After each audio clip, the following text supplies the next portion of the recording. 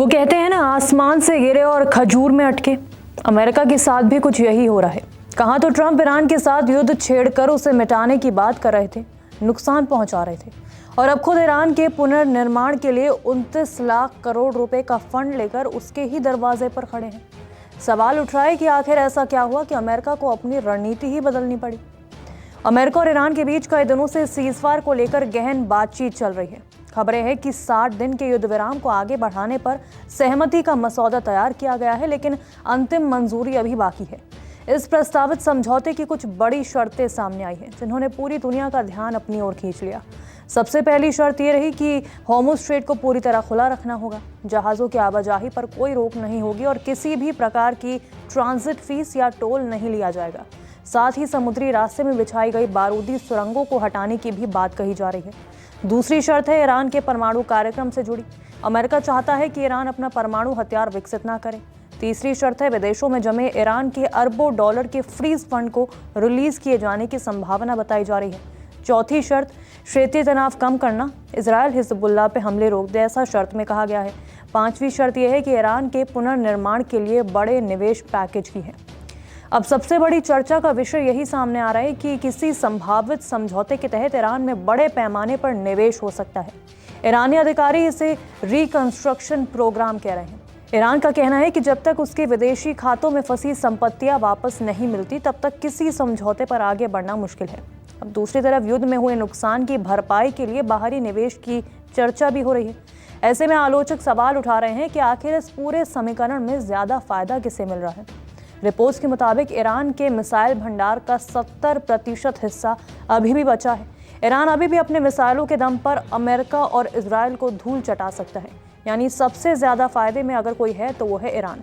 अब जो पेंच फंसा है वो ये है कि परमाणु हथियार को लेकर जो अभी पेंच फंसा हुआ है, ट्रंप प्रशासन चाहता है कि ईरान अपना पूरा एनरिच्ड यूरेनियम देश से बाहर भेज दे, लेकिन ईरान ने इसे राष्ट्रीय सम्मान और संप्रभुता का मुद्दा बना दिया।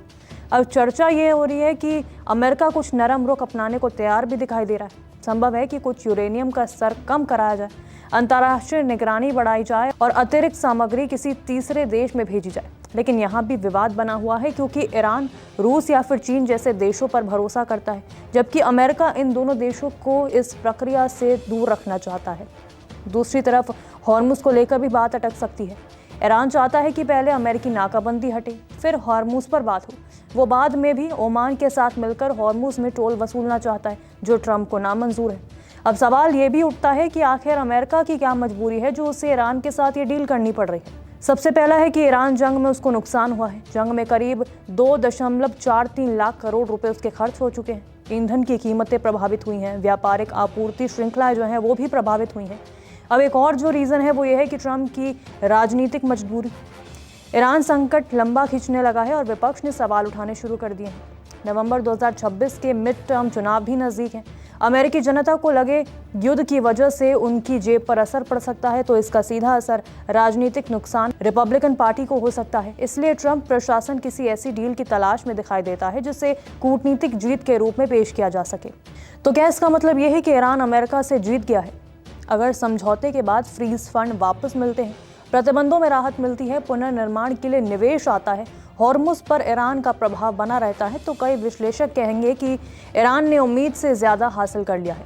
यानी जिस ईरान को घुटनों पर लाने निकला था अमेरिका, वही ईरान आज बातचीत की मेज़ पर अपने अरबों डॉलर, अपने तेल मार्ग और अपनी शर्तों की बात कर रहा है।